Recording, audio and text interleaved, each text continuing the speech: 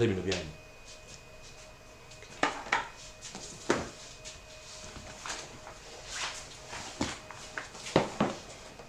Assalamu alaikum wa rahmatullahi wa barakatuh. Good morning, members.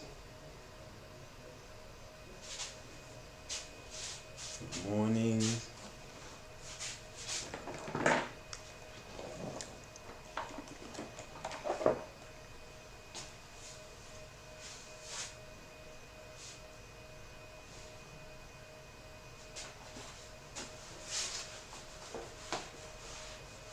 Today we are looking at milk.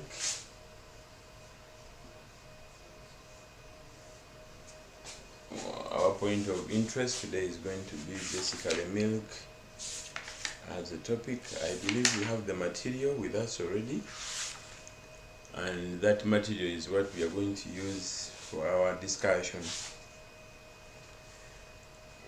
Milk basically is a food, which food we cannot live without every day.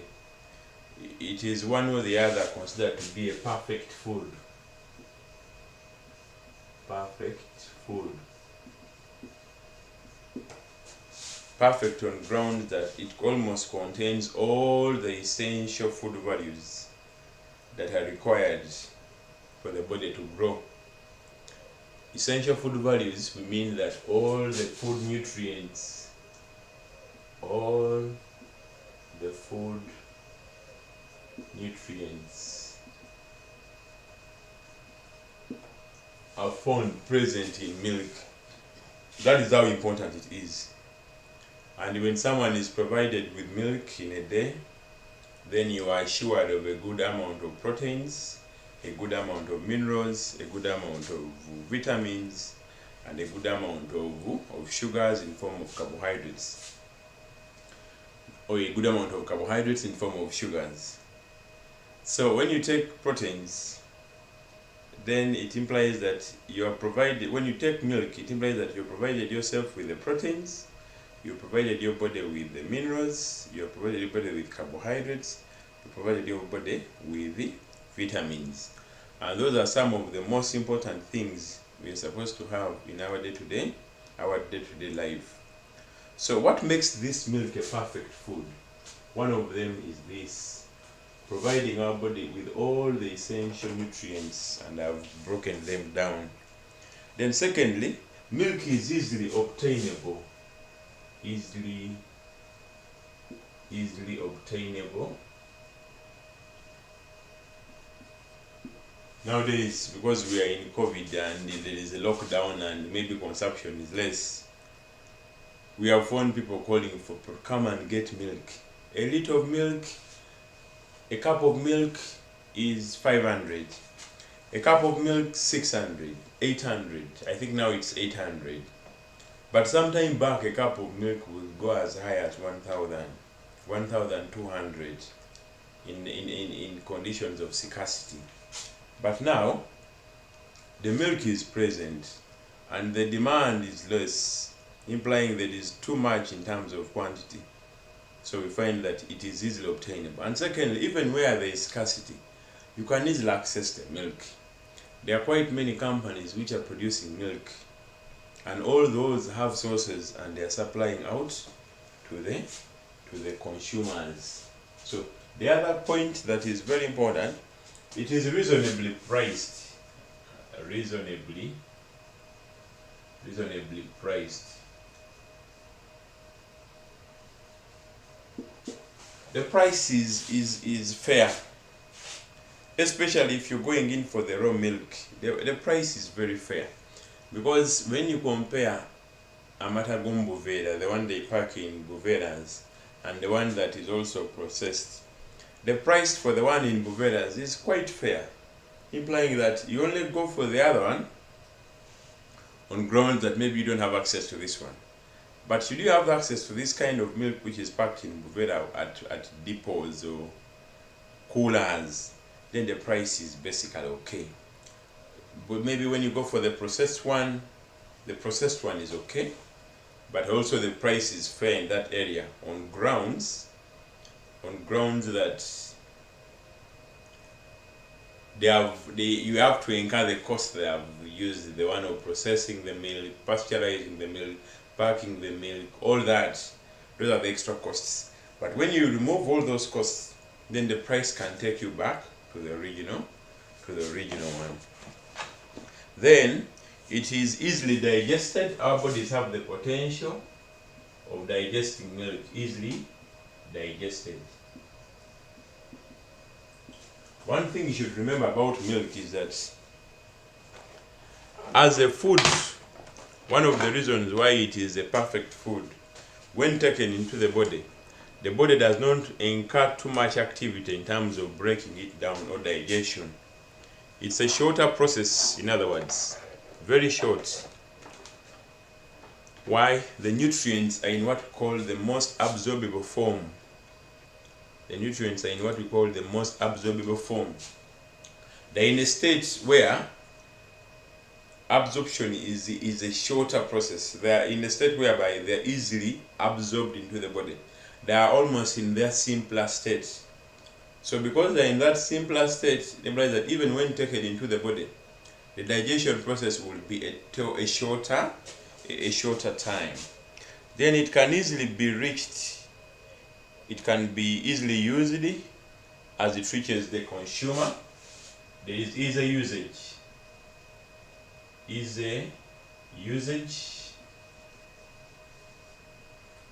As it reaches the consumer. What does it mean?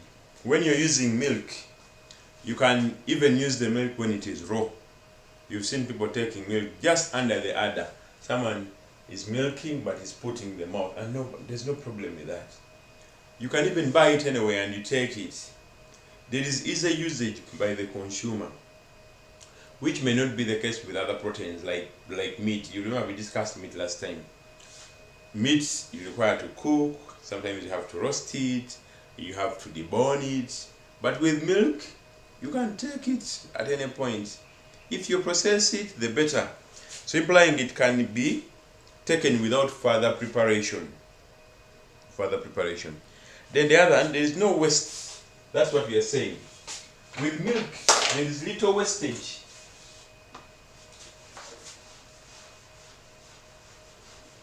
There is little wastage.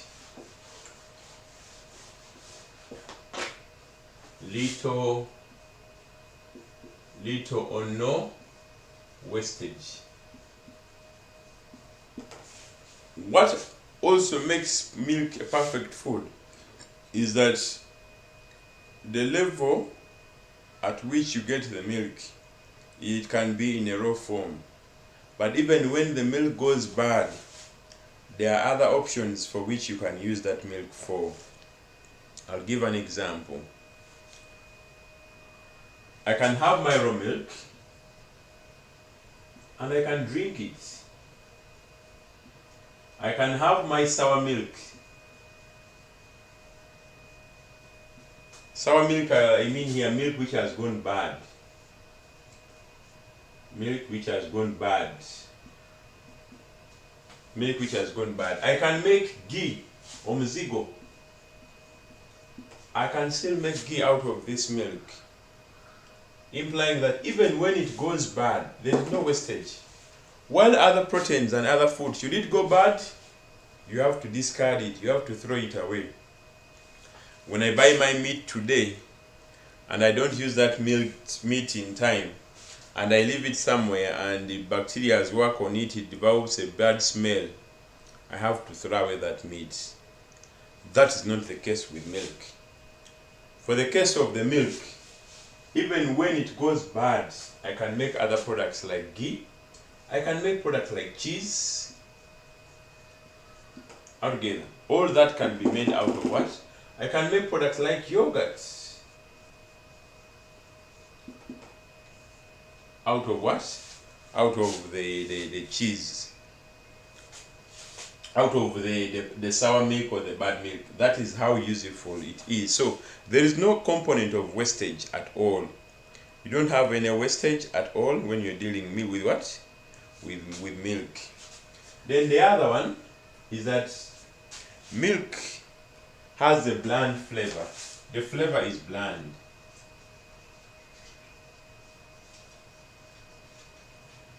Now, one thing I know about foods which have a bland flavor is that you can use it or you can drink it and your palate will never get tired of that flavor. That is how important that flavor will be. So when you use it, that food that you've used altogether, or the milk that you have, that food that you've eaten, that normally has this kind of flavor.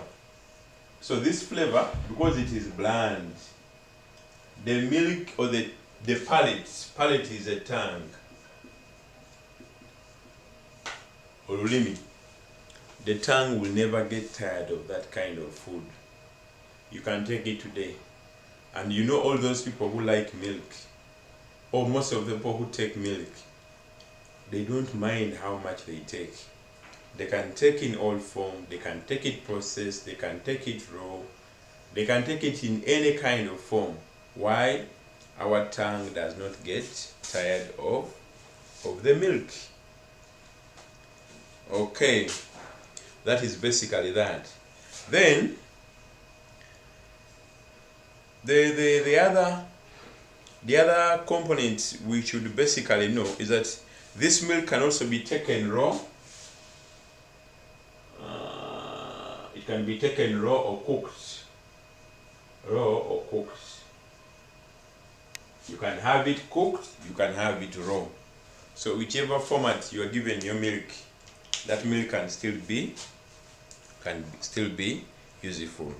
But however, not all things are 100% perfect. That is one thing.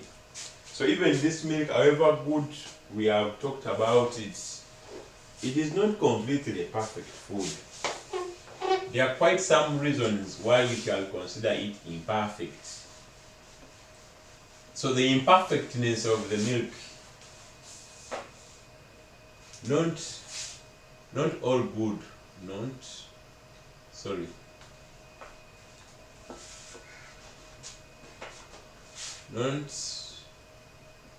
all good is perfect, is 100% perfect. Not all good is 100% perfect. Not all that looks to be good or seems to be perfect is 100%. There is some level of imperfectness, and that is what we are going to see. So what would make milk imperfect food? One of them is that though we said it is rich in those minerals, it may not contain all the minerals that we need at that moment. It may not contain all the minerals. So it is in that component of not having all the minerals, we shall say, it has little vitamin B1 and not much iron. It has less vitamin B1 and not much iron. And not much iron. And not much iron. Then the other one, it has little vitamin C. Little vitamin C. In fact, some books tell us that there is vitamin C in milk. But as milk is moving from the udder down to the container where it is being collected, that space is just enough. It's just enough to lose the vitamin C. Another book say even the milk that is collected using machines, that udder, the machine is connected to the udder. Now that movement from the udder down to the container, should there be a gap of exposure to light, it is also enough to destroy the vitamin C. But even when it survives all that time, and that milk is put in any container that is open, that time is also enough to destroy the vitamin C. But now it is for that very reason, those of you who are very keen, those pints of milk, the one you call pints, but they are bags of milk or breweras. Those bags of milk, they're always black inside. You buy milk today and try it. They're always black inside.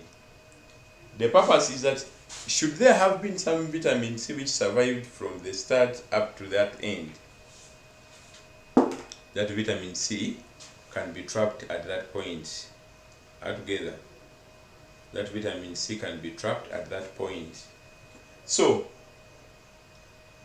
it can be trapped at that point, but even that movement, that heating is just enough to destroy the vitamin C in that process.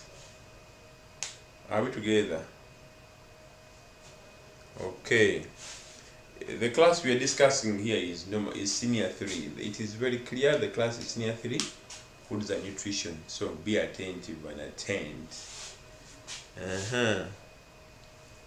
Then, that is enough.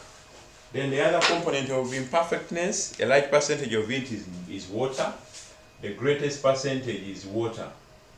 The higher percentage of the milk is water. We are basically dealing with water. Because if you check, around 87.2% is water in milk. So the remaining percentage of around 18 is what the others would contain, implying that we get a little supply.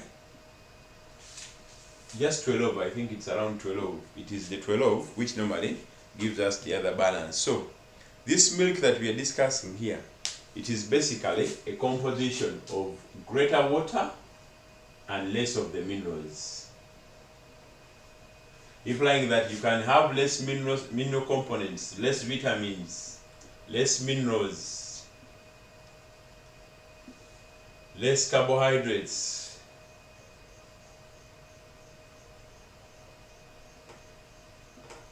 So this remaining percentage of 12 or even 11.8 is basically what we consider as the mineral. So implying that in terms of nutrients, what milk gives us, much of it is water, implying for you to benefit, you need to take a great deal of milk so as you feel satisfied. Then it can go sour easily unless kept in a cool environment. It easily goes bad. Easily goes bad. Gangu okufa amata ganguwa ki? Gangu okufa. Gangu biradala okufa. So bogatereka, if you leave the milk there, the milk is going to go bad easily. That is why when someone brings milk in a home, a father, a mother, the first thing they will say, amata mugajjeyo mugateeke mu fridge, or amata mugafumbe. Why? It easily goes bad. Then it contains no roughage, contains no fiber, contains no fiber or roughage. It contains no fiber or roughage. So there is nothing like fiber, there is nothing like roughage. So in that process we shall find that it will provide you less of those other nutrients altogether. So when they are less there, it implies that for you to have to benefit from the milk, it implies you have to take in more of the fibers as you accompany this milk, because milk is a plain food. It's a plain food. Milk is a plain food, implying that when you eat it, there's nothing like roughage inside to help in digestion, so it may affect your digestion process because it's a plain or soft food. Then it is too soft or a liquid diet, implying that, like, that's what I've said, it is a soft food in a diet. So it is more of liquid. While we eat meat, however much meat you eat, just know it that there is some fiber there. The fiber arrangement, you remember we discussed that fiber arrangement of the milk. That fiber arrangement is basically a clear indicator that this milk that we've taken, this milk that we have taken is normally a clear way to make sure that the food is moving on and the digestion can be very successful.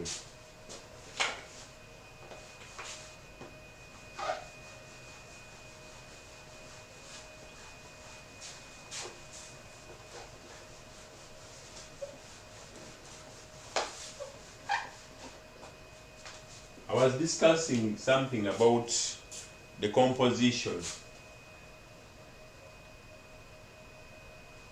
If this is my container,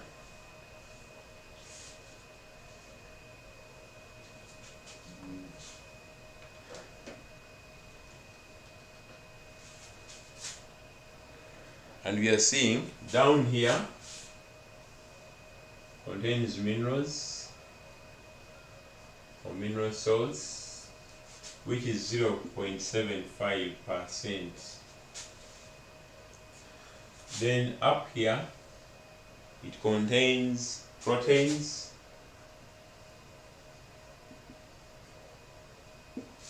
which proteins form 3.5%. Then up here we have fats, which is around 3.5%. Then up here we have carbohydrates. We have carbohydrates, which makes 5%.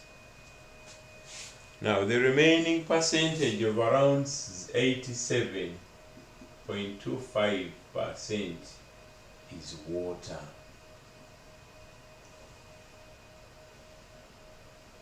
Is basically water. So all this,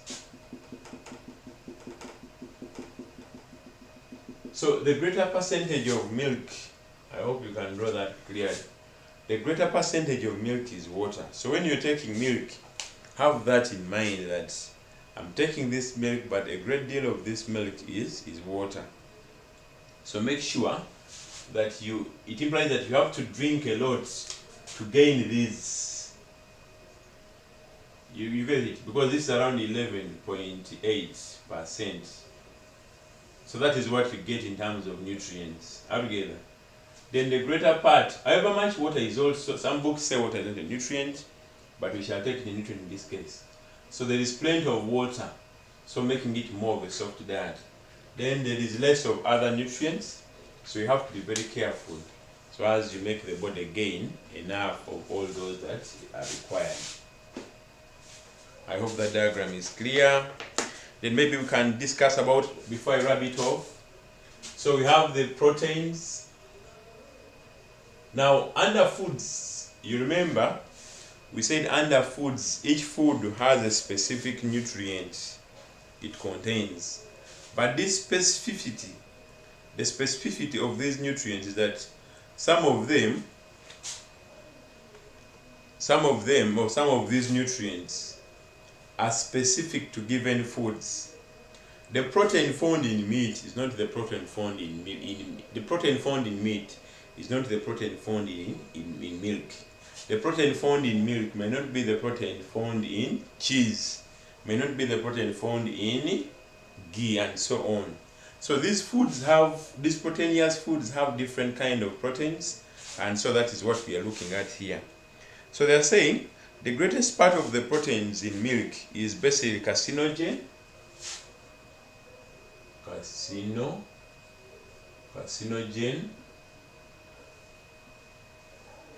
Then the other part is lactoalbumin.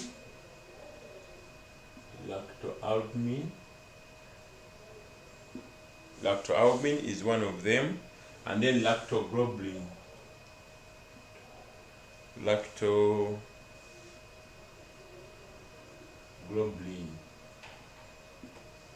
Those are some of the main proteins found in what? Milk. So when I take milk, these are the basic proteins I'll find in milk, which may not be the ones found in meat. So it is basically in milk that we shall find these proteins. So this 3% you see here is basically composed of these. That is what we are basically saying. The carcinogen, the lactoalbumin, the lactoglobulin are the basic proteins found in milk, which may not be the case with other proteinous foods. So that is the 3.5, where around 80% of the 3.5, the largest percentage of the 3.5 is basically carcinogen. Then it contains fats, but now the fats in milk is in what we call small or lighter quantities. It's in form of droplets. And you've seen this fat floating on top of the milk after cooking, what we basically call cream. It is in very, very tiny droplets, globlets, very, very small. And you can even scoop it off with a spoon. There are some of you who enjoy it. You scoop it off, put it in a cup, add there some little sugar, and then enjoy it. That is basically that fat. So it forms a creamy layer on top, though not in all milk. Sometimes of milk this cream is removed. There is a type of milk we call skimmed. With skimmed milk it is removed. And also in the homogenized milk. With the homogenized they don't remove it, but they make it mix up with the other component. The largest part, it is beaten that it becomes evenly distributed within the milk. That even when you cook, it may not really come on the surface. Why? It has been evenly distributed within the milk. But if that case is not done, like for raw milk, you can easily scoop it off, and then it will become a little bit very easy for you. Then we have what we call the vitamins. These vitamins are normally in good quantities, especially we have vitamin A. We have the vitamin A. Vitamin A, it is there in plenty. We have vitamin D. I hope you can see here. Vitamin D. You get it? Then we have vitamin B. We have riboflavin. We have riboflavin. All those are some of the vitamins found there in the milk.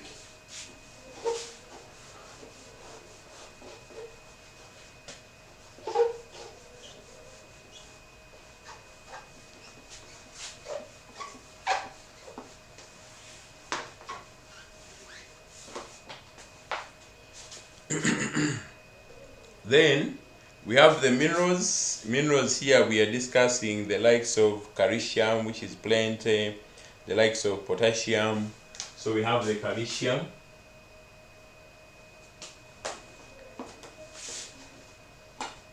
We have the calcium. We have the potassium.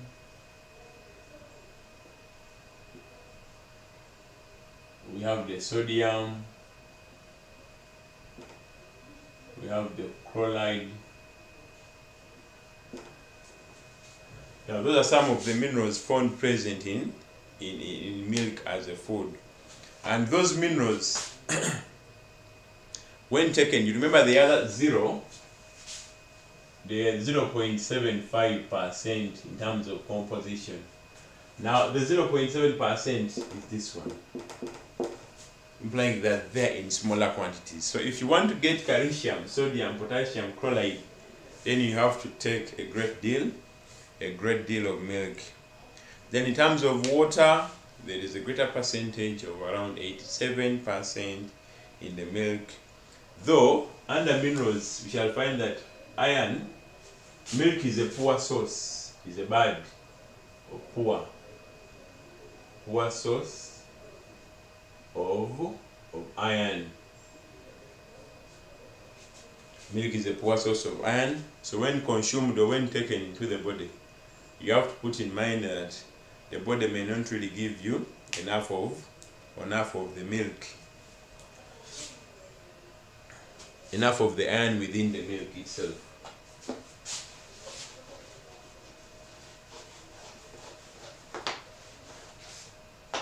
Okay, now this milk that we take normally goes through different stages. It is quite, I don't know how to describe it, because we talked about milk being that it easily goes bad. We talked about easily goes bad. In Luganda, Matagangu wokufa, we have talked about that. Because of the fact that milk easily goes bad, what happens is that the scientists, the food scientists, have developed different ways on how to keep this milk so as it can stay for longer, to increase on the process. The milk can stay for longer. So because it goes bad, they have developed different processing methods.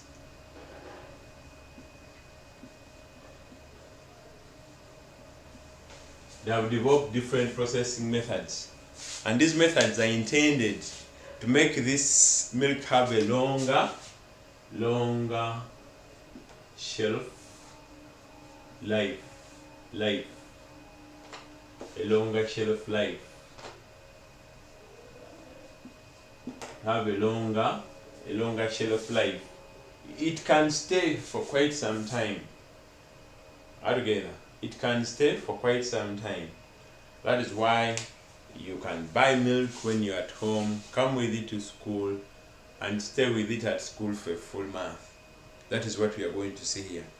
They process this milk so as this milk can stay for quite some time, so that at the end of the day, you are in position to use it anytime. Imagine someone who is milking a cow in Mbarara. That very milk is the one they are going to sell to us in Kampala.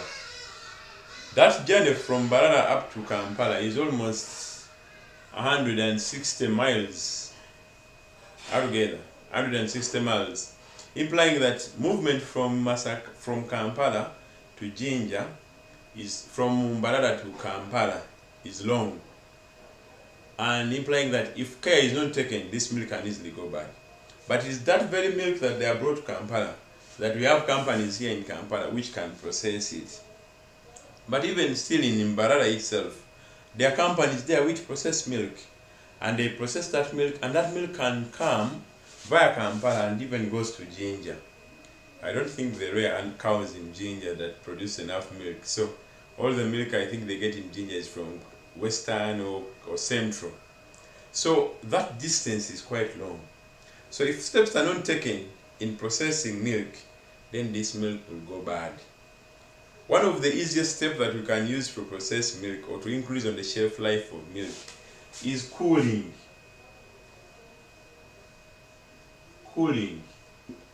When I cool the milk, this milk can stay for quite some time.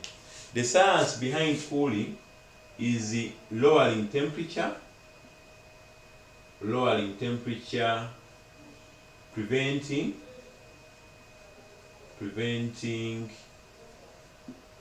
microbial activity.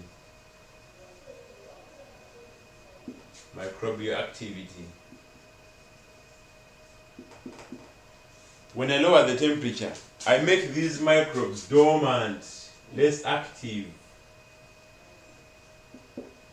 They cannot work when the temperature is too low. So when the temperature is lowered, in cooling, I'm preventing microbial activity and therefore making it dormant, implying that I've not killed the microbes, but I'm making their work, I'm making them unavailable or inactive, implying they cannot perform an activity at that moment while the temperature is quite slow. They also go and cocoon in the corners of the containers in a bid to protect themselves, in a bid to gain some kind of warmth. That is what we are saying. So it moves from Mbarara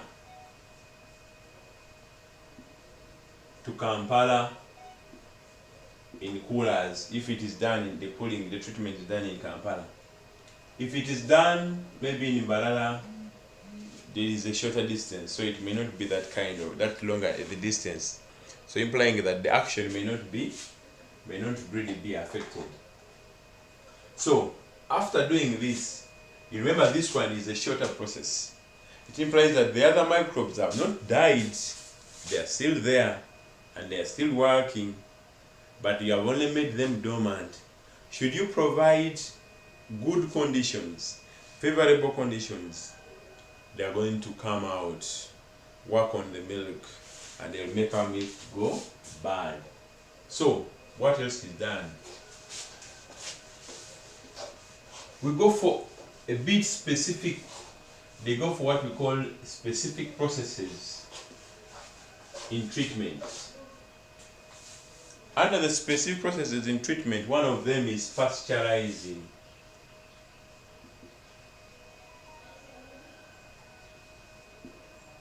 Pasteurizing the milk.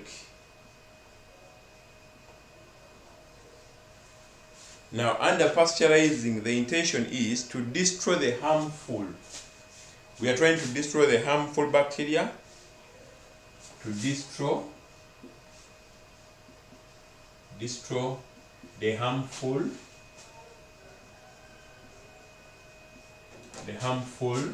bacteria. Destroy the harmful bacteria, in bracket pathogens. Pathogens. We are destroying the harmful bacteria, in bracket pathogens, though we are not affecting the quality of the milk. So without affecting the quality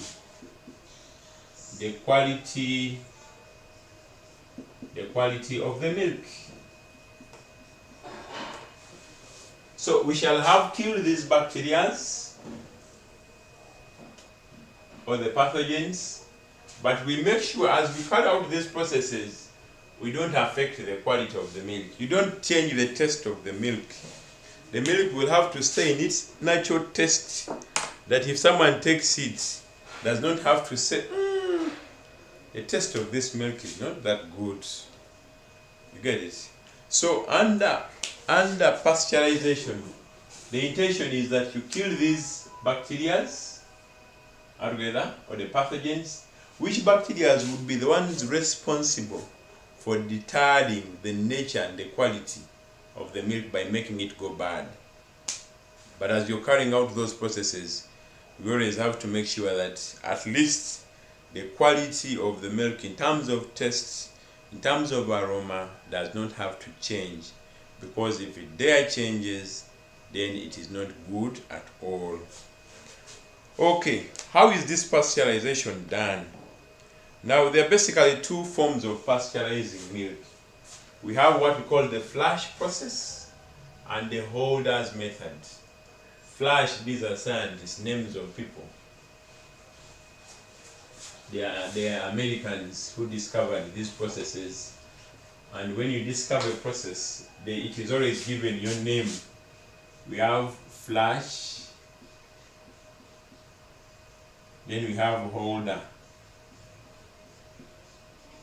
Flash process, and we have holders method.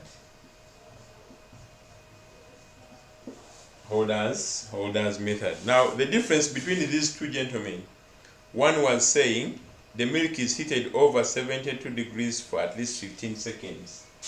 over 72 degrees Celsius for 15 seconds. While the other one was saying between 63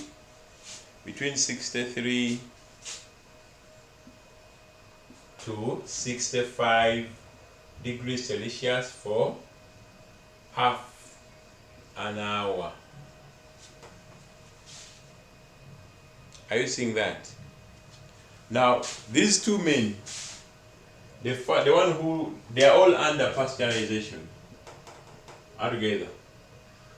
But now, this gentleman connived, these two gentlemen came and connived with a man called Louis Pasteur. They were in the same lab, they shared the same lab. They shared with a man called Louis Pasteur. They got together.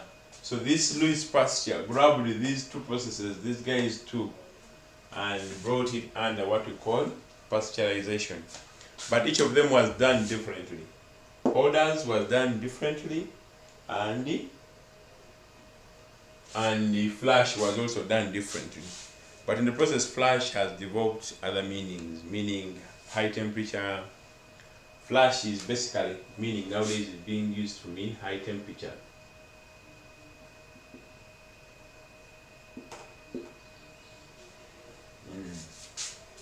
Now, you cook the milk in what we call a pasteurizer.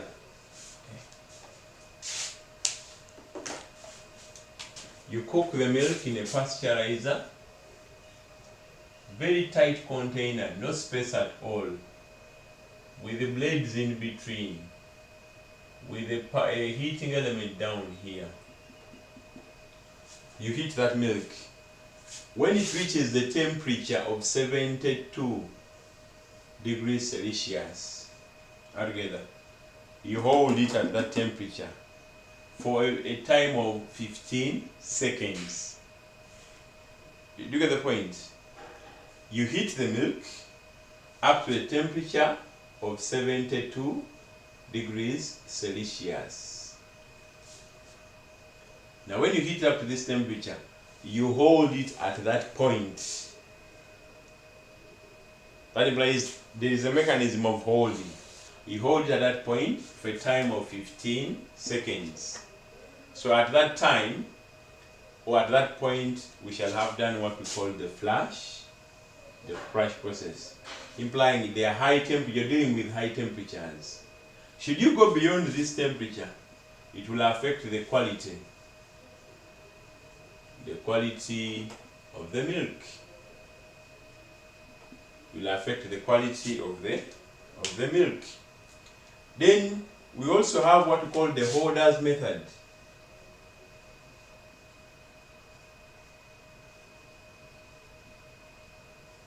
Now what this gentleman said, he said that you boil the milk here up to a temperature between 63 or to 65.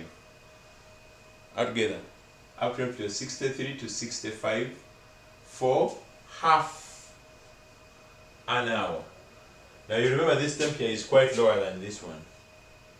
So you heat it up to this temperature and hold it there. Don't let it go beyond to 65.1, no. Keep it within that range. And here we are doing it for half an hour. So in the process, you will be in position to kill those microbes because they cannot survive beyond these temperatures. But at the same time, you will keep the milk in its original quality and it will not affect the quality of the milk. Someone will take it and he or she will feel like he's taking in fresh milk. I hope we are together.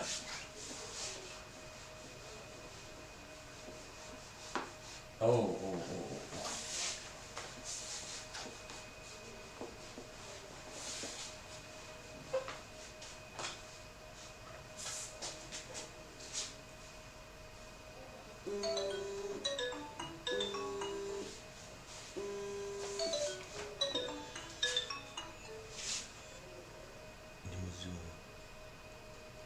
Walaikum salam. Let me zoom this one.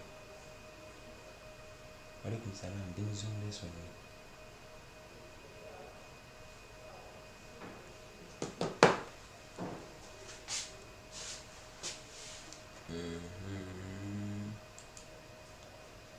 Okay.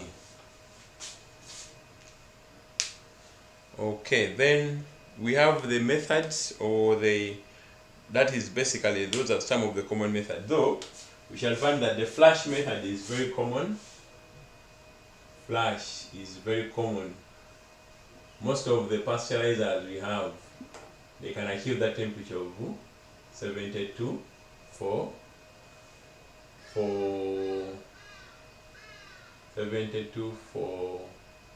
15 minutes, 15 seconds. 15 seconds. Okay, then the other process would be to homogenize the milk.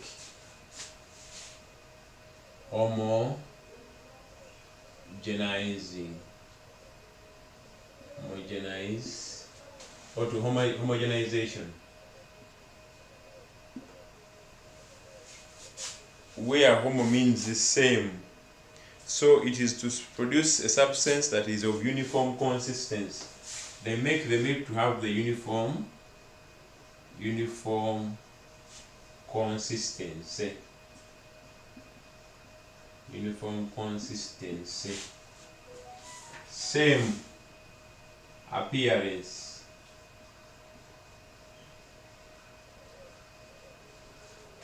Homo, this one, means same. Homo, you've heard that word being used in different ways, means the same. So to homogenize it, produce something of uniform consistency, uniform or same consistency. Like when you say uniform, we all put on the same uniforms from senior 1 to senior 4. Same uniform from senior 5 to senior 6. That is basically what we mean by homogenization. Now, here, the purpose is that the fat is evenly distributed. The fat is evenly distributed. Fat is evenly distributed. This term, I was writing this term. Evenly distributed. The fat is evenly distributed. You remember I talked about homogenizations, some areas we have just discussed, behind. We found that under homogenization, we are trying to make this fat to be evenly distributed within. It is scattered evenly. That under homogenized milk, we hardly form a cream. We form the cream, but the cream consistency is low. We hardly form the cream. That top layer that comes on milk is always very rare under that kind of homogenization, because the process is in such a way that there is even distribution of the fat in the milk, implying that you will have the fat evenly distributed. And how is this achieved? They pass the milk into a tiny mesh. They pass the milk into a tiny mesh, and that tiny mesh makes the fat globules to be further broken down into smaller particles, which particles now will easily be emulsified, or will easily be dissolved, or will easily be distributed within the milk. Now, it is not done on milk from the start. It is after the pasteurization process. Because homogenized milk or homogenizing milk also improves on the quality of the milk. Because milk which is not homogenized, the milk easily goes rancid because of the fat. The milk easily goes rancid because of the fat. And that rancidity will affect the quality.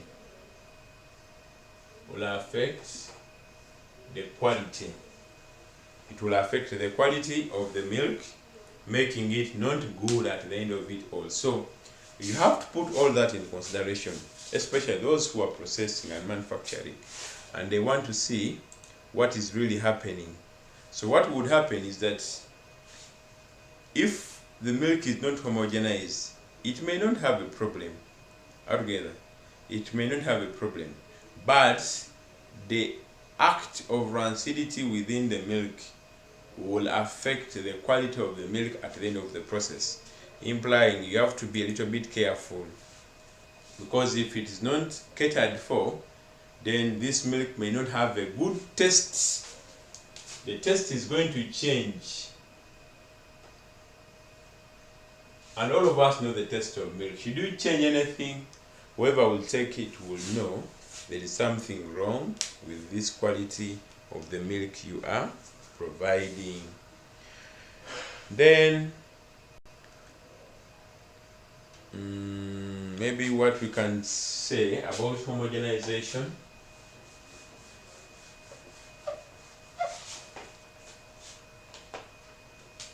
If this is my milk before,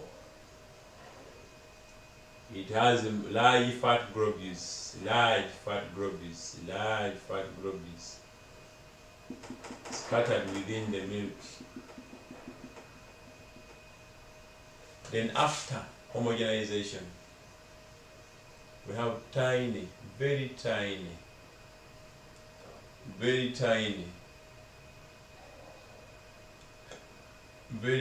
fat globules scattered within the milk, and they are going to be evenly distributed.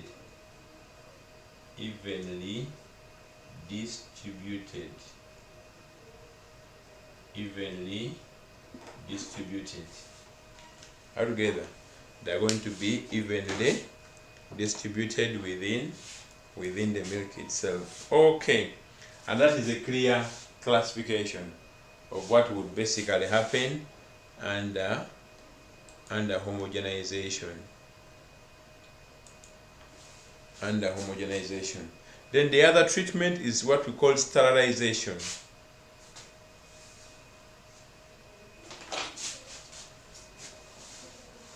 Now the purpose of all this is to improve on the shelf life. So as this milk can stay for long, the purpose of all this is to improve on the shelf life so that this milk can stay for quite some time. Sterilization.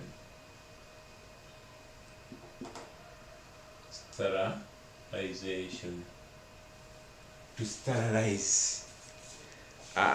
With those two words, sterilization and pasteurization, you're seeing that under sterilization is quite an heavy term altogether.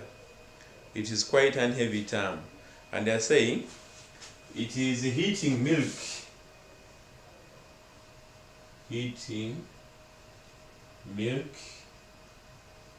to a temperature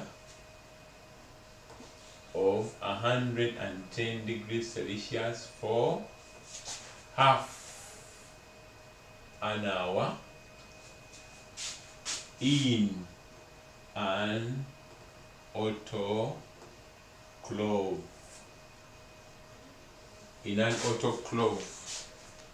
Heating milk for half an hour in an autoclave. Okay, what are we saying here? You remember under pasteurization we are basically dealing between 72, then 63 to 65. Here we are in temperatures even beyond 100. You get it? The temperatures are quite high, but we shall find that sterilization is one of the most efficient method of heat treatment, because the intention here is basically to kill those microbes, so as the milk can have a longer shelf life compared even to pasteurization.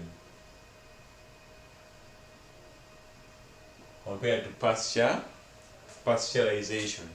So you have to put all that into consideration. That should you have your milk pasteurized, it will stay for some time. But should you sterilize your milk will have a longer shelf life, will have a longer time compared to that which has just been pasteurized. Now, what would students ask? They will always ask, can we do both? Sometimes it may not be necessary to do both. Though, you may find that when you do pasteurization, when you do sterilization, you may not have to do pasteurization. Why? Pasteurization deals with sterilization deals with the high temperatures compared to pasteurization. And with pasteurization, we are having a shorter shelf life, while with sterilization, we are having a longer shelf life. And the intention is that you can have that milk stay for quite some time. But now the difference is under pasteurization of milk, the intention is to kill, under sterilization of the milk, the intention is to kill the pathogens and their, I would say, you kill the pathogens and their, I would say in English, eggs, amagi, otobuuka, notta n'obugi bwabwo. How do I call it? You don't only kill the germs or the actively living pathogens, but even kill the spores. I would basically use that one. You kill the germs and their spores. The active germs and the spores. Altogether, you kill the germs and their spores. That is under sterilization. While under pasteurization, we only kill the active germs, but we don't kill the spores. These spores can survive even high temperatures of 75 or 72 degrees Celsius. The spores can survive even those temperatures. So, under sterilization, the intention is to kill the pathogens and their spores. Where pathogens, we are meaning the active ones, and the spores are those which are just going to sprout, come out and cause danger. Now, under pasteurization, we shall have killed these active germs, but we shall not have killed the spores. Implying, should you provide favorable conditions, it will go bad. Milk, even milk which has just been pasteurized, should you leave it somewhere there in the heat, it gets the favorable temperature, within just a few hours, it will have gone bad. Why? The spores are still living, you have provided conducive environments, they are sprouting, producing more active ones. However much you had killed the active ones. So, sterilization is quite an efficient process compared to pasteurization. Now, there are always two types. We have the bunch process, and we have the continuous process.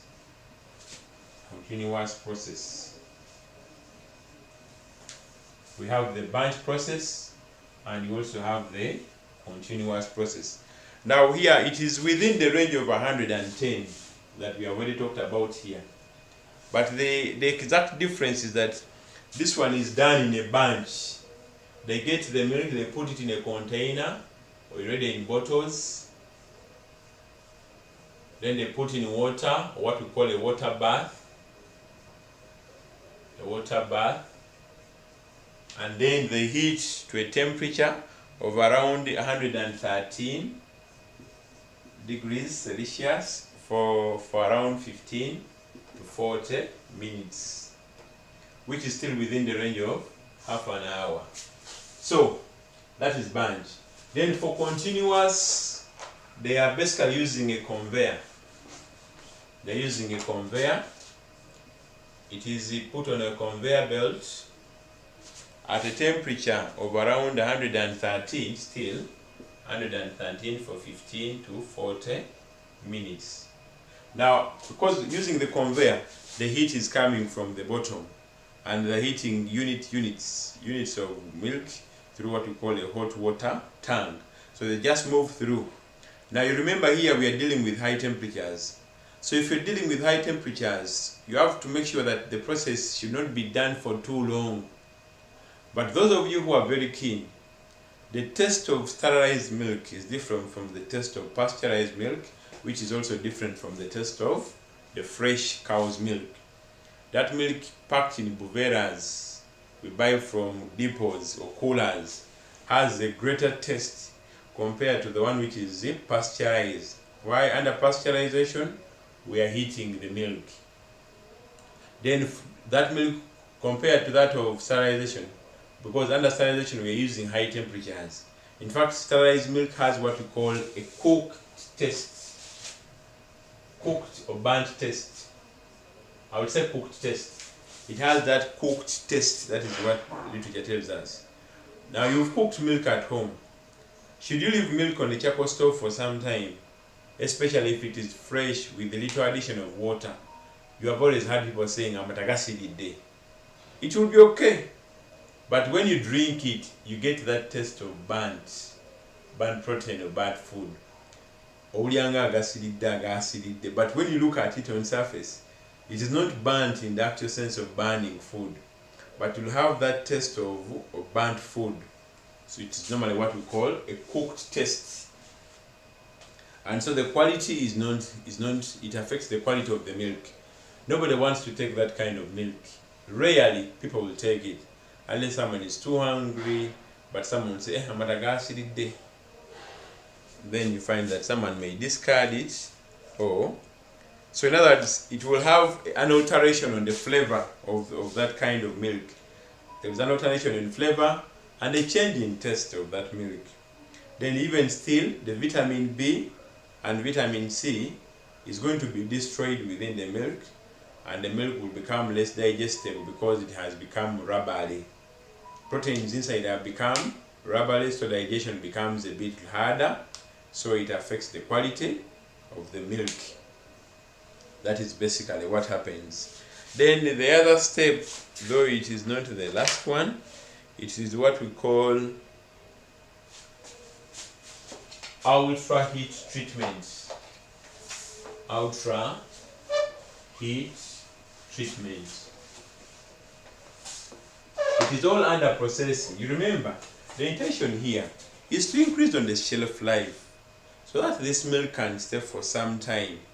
When I come tomorrow and I say I want a kilogram of milk, okay, I want a kilogram of powdered milk, this milk can be given to you in a good quality. I want a liter of milk, this milk can be given to you when it's in good quality.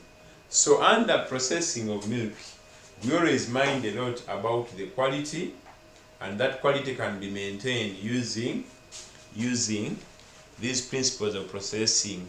So when you go and ask for a kilogram of needle, the intention is that you want to have good quality needle. You don't want to have needle which has a different taste, needle which is a rancid, needle which is not in good state. And the same applies to in terms of capacity, or in terms of fresh. You want fresh milk, or you want liquid milk, you want it in a fresh state. You want it having a nice smell of milk. You don't want to buy it when it has a different taste. So the other method is UHT, which means ultra. Ultra means high. Ultra heat treatment. Ultra heat treatment. Ultra heat treatment. So high heat treatment, you're exposing this milk to high temperatures, quite beyond the temperatures of pasteurization, quite beyond the temperatures of sterilization, and now you're exposing it to high temperatures.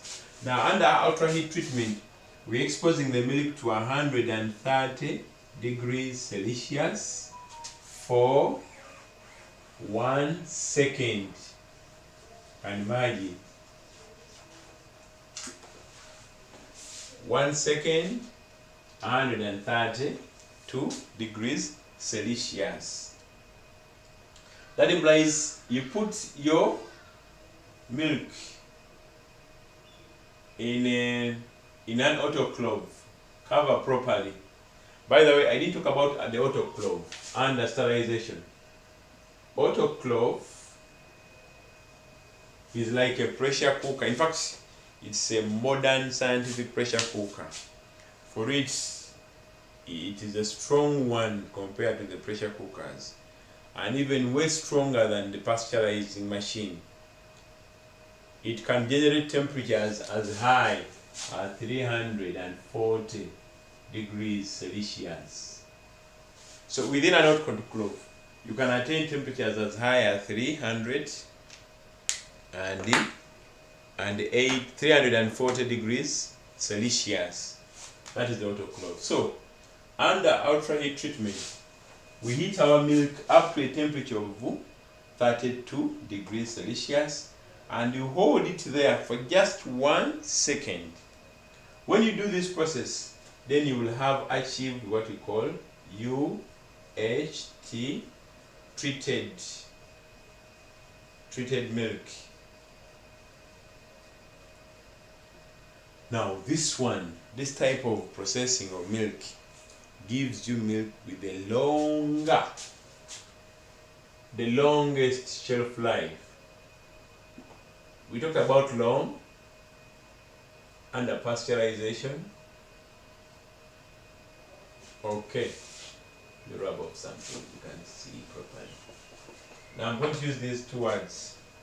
We have long, we have longer, we have longest river in Uganda. Longer, we are pasteurizing. That is pasteurization. Then we have sterilization.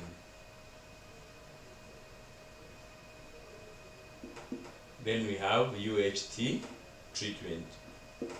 Now, milk which has been pasteurized can stay for some time, maybe 4 days, 5 days, a week, or even 2 weeks if you keep it in a cool environment. Then with sterilized milk,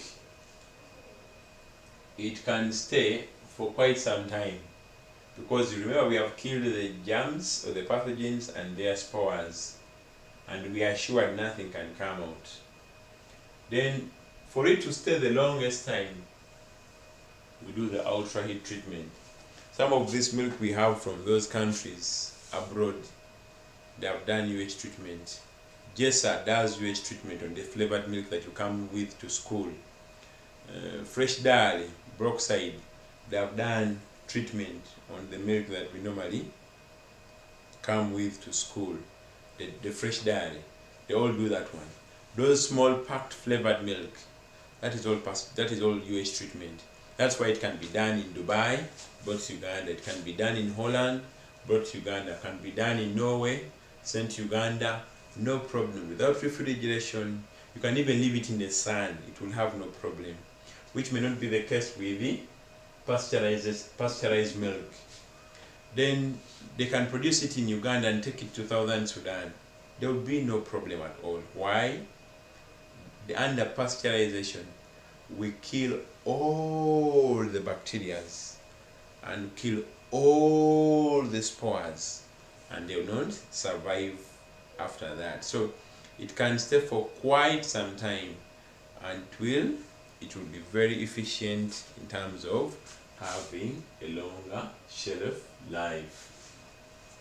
Okay, then here we are saying this process kills all the bacteria, including their spores, and can keep without refrigeration for a period of around 4 months if unopened. So it can stay for quite some time if you don't open it. The moment you open this milk, it implies you have exposed it to the microbes within the environment, within the air, which can fall on the surface of the liquid and they start their action.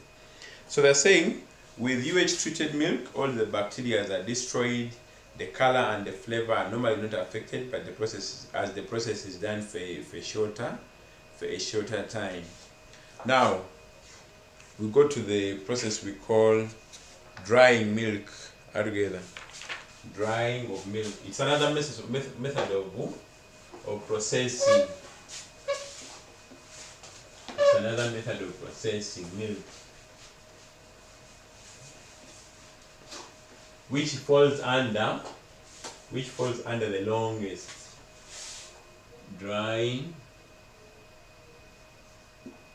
of milk.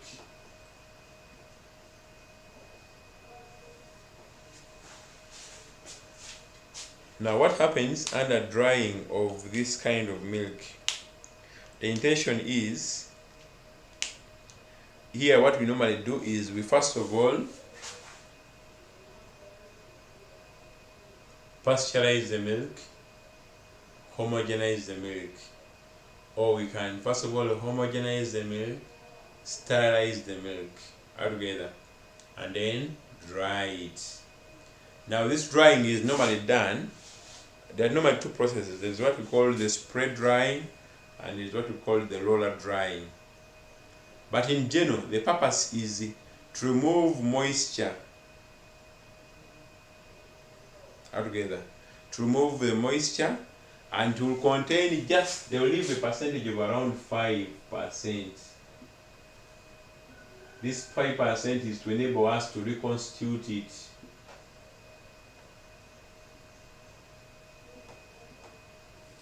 To reconstitute the milk. They dry it that implies the 90% of moisture. You remember it is 87.25%.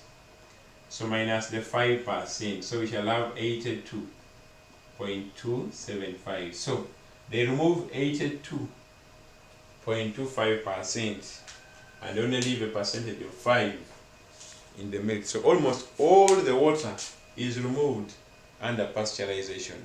All the water is removed after pasteurization, then the homogenizing, then under drying we shall find that they only leave a percentage of 5 after pasteurizing the milk, after homogenizing the milk. When it comes to drying it, they only leave a percentage of 80. They remove a percentage of 82.25 and leave you with only 5%.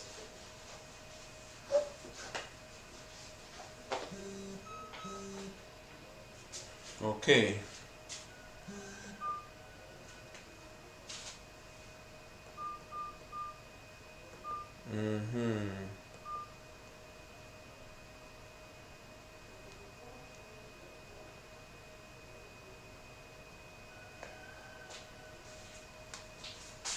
Okay. Then the other one is now under this one we have said the under drying of milk, there are basically two methods. We have the roller dryer or roller drying, and we have the spray drying. Spray drying. Now with the spray drying of milk,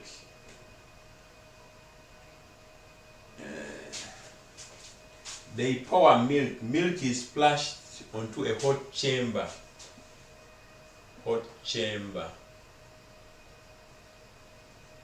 Like this white board. It is like a white board. But beneath it is hot. It has heating elements. Then milk is sprayed in a jet onto the surface.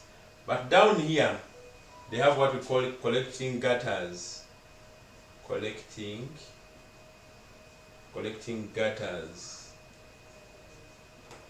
Now, whichever milk that pours onto this hot chamber, the moisture will evaporate off, and what remains behind is what we call milk solids.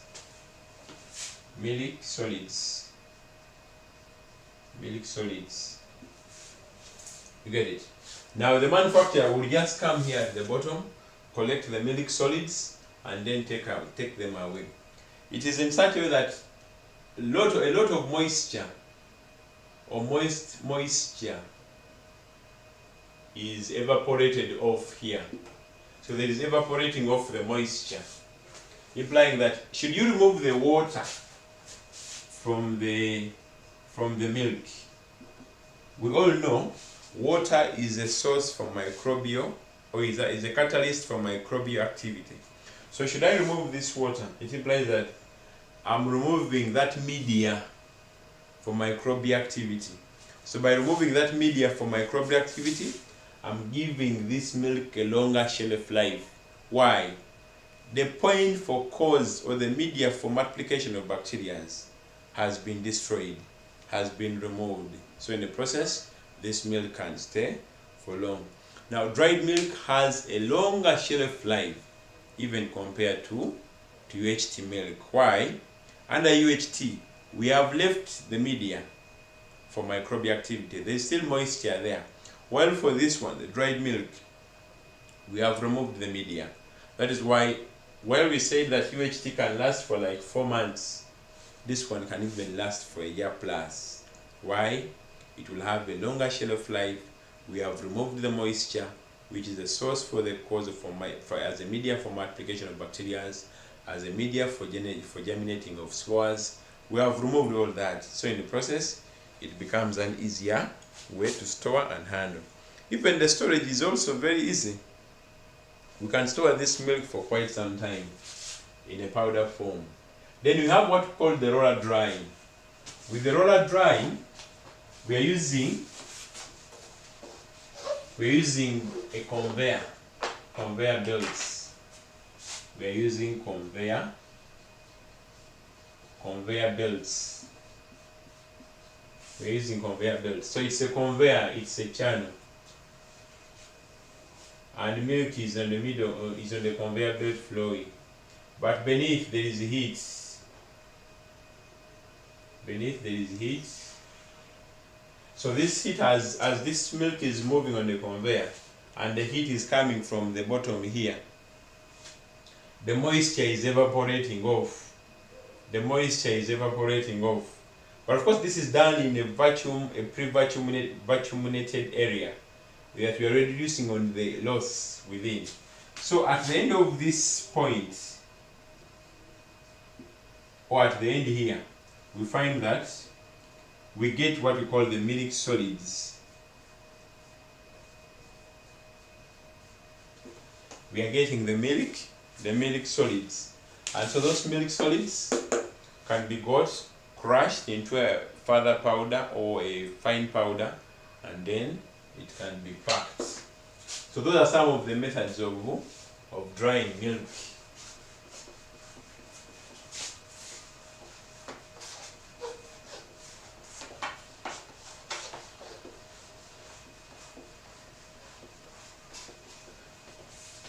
Now maybe what we can talk about drying, under drying. After removing the moisture, we have said we are leaving a percentage of 5 altogether. Now that percentage of 5 left behind,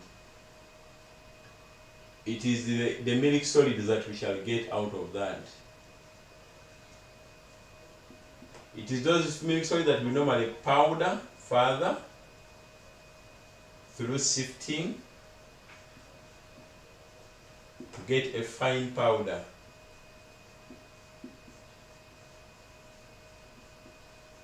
It is that fine powder that we shall now pack in containers or tins and then take.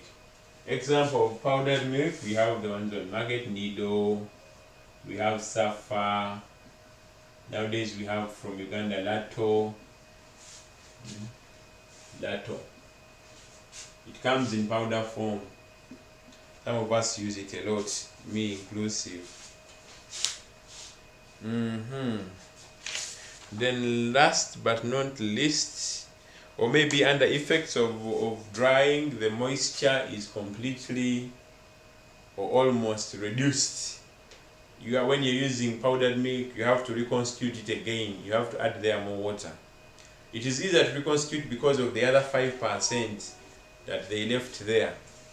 the other 5% that was left there. Then reduced amounts of vitamin B and vitamin C.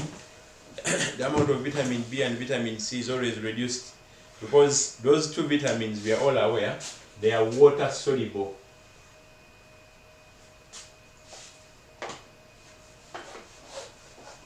Vitamin B and vitamin C, water soluble. So we are saying under drying, the amount of vitamin B and vitamin C is reduced. Why? These vitamins are soluble in water. So should you remove the water, then it implies you have also removed them. So that little remaining is basically because of the 5% we have talked about there. Then it normally has a cooked taste. The temperature is quite high. We are using a temperature of 132, which is very, very high. So that temperature alone gives us milk with a cooked or burnt, not burnt, but a cooked taste. Then most dried milk is always skimmed, so the fat content is reduced. They skim the milk. They skim, it is always skimmed milk. Why do they skim the powdered milk? They are trying to prevent the element of rancidity. Should you have fat in skimmed in powdered milk, this powdered milk will go bad easily. Why? It is going to lump up, and when it lumps up, it forms hard solids which are very hard to crush, and even the quality will be affected. So this milk will have a weird taste at the end of it all. So what do? They first remove the fat or the cream, and then they spray dry it or they roller dry it, giving you powdered milk, and then they pack it. So when I skim it, I'm even also improving on the shelf life of this milk. The flavor may not really be affected. Why? Because normally milk has what we call a neutral taste. The advantage would be that with the dried milk, one of the things is that it can be used in emergencies where you don't have room to store the milk. You can go for the powdered milk, like at school. It is very easy and good to carry powdered milk to school than carrying the fresh milk. It is very good. The other advantage would be that it can be used in a variety of dishes as a milk ingredient. Why? I get that powdered milk, pour it into the cake mixture. It will give me that taste of milk, even if I have not used the liquid milk. I can use it anywhere, in sauces. I can use the powdered milk. I can use it in other dishes like soups. All those can give me a good taste. I can even use it in coating some of these foods, so as I can have a good composition of protein. It can be used for drinking after reconstituting. Reconstituting is adding there water. It can also be used for feeding babies because it has a low fat content. You remember, we don't want these babies to become fat when they're still young. So powdered milk is very good. Why? It has less amount of fat. You remember we said we skimmed it, and under skimming means removing fat. We skimmed it, so we removed the fat. So young babies are not supposed to be given milk with a lot of fat. So all that can be achieved, unless the baby was born too tiny and you are worried about his or her weight. Then you can go in for the fresh cow's milk. But skimmed milk is the best. Why? It is more concentrated with other nutrients and less of the fat, which may not be good for these kids. So I would basically say that in most cases, when you're dealing with this kind of milk, this milk is always very good because of what we have talked about. You remember we say that milk is the perfect food altogether. So because of the perfectness of the milk, this milk can be used in a variety of ways. I remember we talked about the imperfectness, that however much something is perfect, the perfectness may not really be 100%, and we discussed that. Now we have also talked about the processing, the treatment, and all these stages we have talked about: pasteurization, UHT treatment, sterilization, homogenization. All those methods are intended to improve on the shelf life of the milk. You remember, it is one good food, but at the same time it is one food which easily goes bad. There are also different forms of milk produced. We have the condensed milk. They condense the milk, as in the process of making it, they skim it and homogenize it, and they heat it to a temperature of 80 degrees for 15 minutes in a condenser, so as they can keep it there.